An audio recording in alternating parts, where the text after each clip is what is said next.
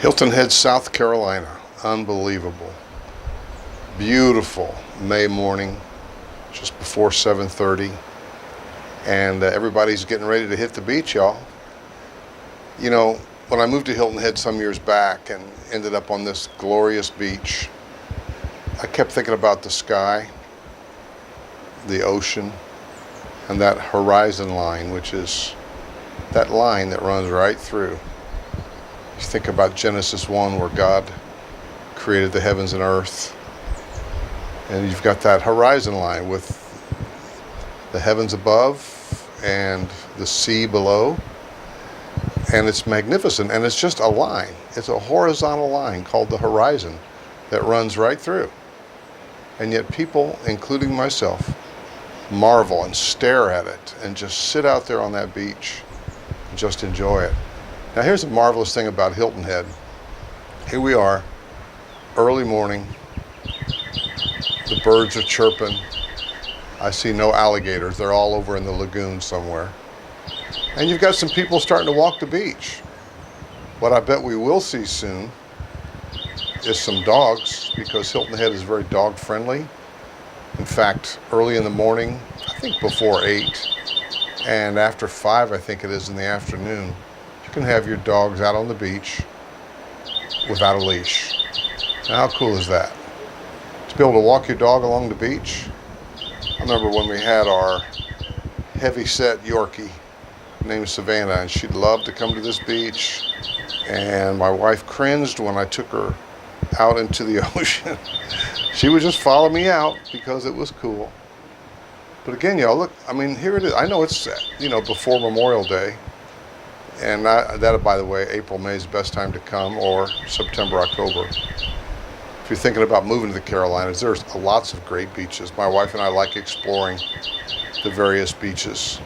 But this is the last, basically, beach before you get to Georgia. And I could probably pan over to the right and show you Tybee Island. I'm at the south end of the island by a very public beach called Caligny. And again, as people come down to vacation, come down to hang out, a lot of people have relocated, moved here and retired here. It's a great retirement place, but it's an awesome vacation place. And here's one of the reasons I say that. This is a family beach. You got 12 miles of beach. 12 miles. And it basically all looks like this.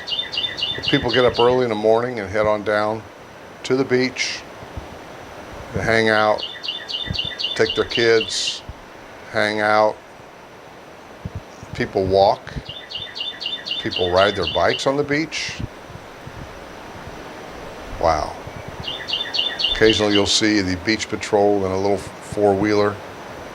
It won't be long before the lifeguards will be putting up those blue umbrellas for rent. But I often think, what are people thinking when they're walking the beach? I mean, we all think about it. I'm going on vacation and I'm going to walk the beach. What do people think when they walk the beach?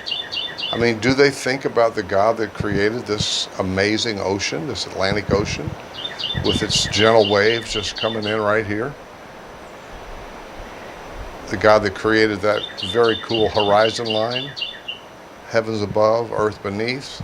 So as we walk the beach, as we run on the beach, are we worshiping the Creator, or are we worshiping the creation? Because you see, when God makes something so beautiful, it's very easy to worship the creation. Some people walk slow, some people walk fast, some people run, some people talk to each other, some people won't talk to anybody. It's the beach, y'all. It's Hilton Head. But I just want to point your attention to the fact that God made it. I love John 1, where it says that all things were made by Him. And without Him, nothing was made. And it was made by the Word, who came and tabernacled among us, dwelt with us, and lived a sinless life and went to the cross on our behalf so that we could know Him in the forgiveness of our sin, and being forgiven, being made in right standing with Him because of the precious blood. Do we think about that? I think this is all designed, this beauty, to bring us to understand Him and to know Him. In fact, I was just reading in Romans chapter 1 where the creation itself speaks of a creator. You know, when you walk by a beautifully manicured lawn with a garden, you don't think, well, that thing just happened. You think, somebody really cares about their yard. And so when you're walking, when you're running, you got your kids or your grandkids, are you teaching them that horizon line speaks of the living God who made the heavens and the earth? Or are you worshiping the creation more than the creator? Romans 1 talks about that. You know, that the very things that he made show who he is. So what a beautiful thing to be able to walk along the beach as Jesus did, and to be able to enjoy the beach life. You're walking fast, you're walking slow, you're running. But I believe all this, including that horizon line, was made for us to think about the living God, rather than just sort of running through our day and enjoying our day, but at the same point, neglecting the God who made it for us to enjoy. And I would just encourage you and exhort you. I remember within a month or two of moving here years ago, talking to a young lady on the beach about this time of the day. And she was just kind of in awe of this creation.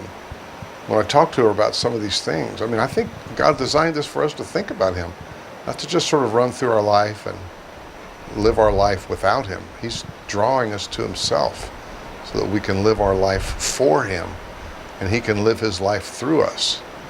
Just like Adam in the garden, what a beautiful place. And even though this world is fallen, there's such beauty that remains.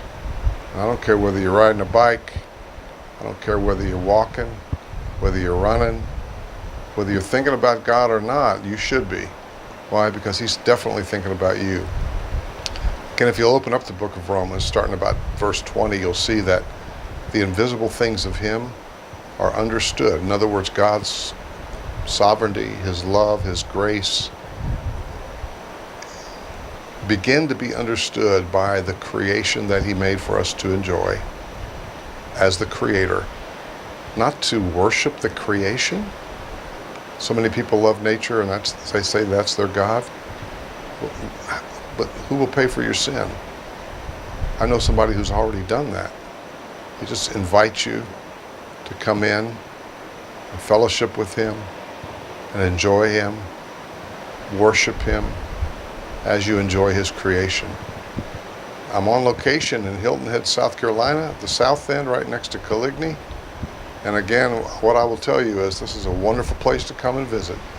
I encourage you to look at that horizon line and think about the one who made it all. Let's go down to the beach real quick.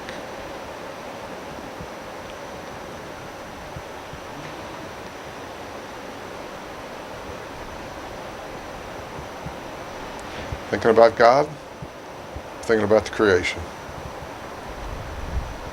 No judgment here. I just know that God has made this for us to enjoy, and to ultimately draw us to him.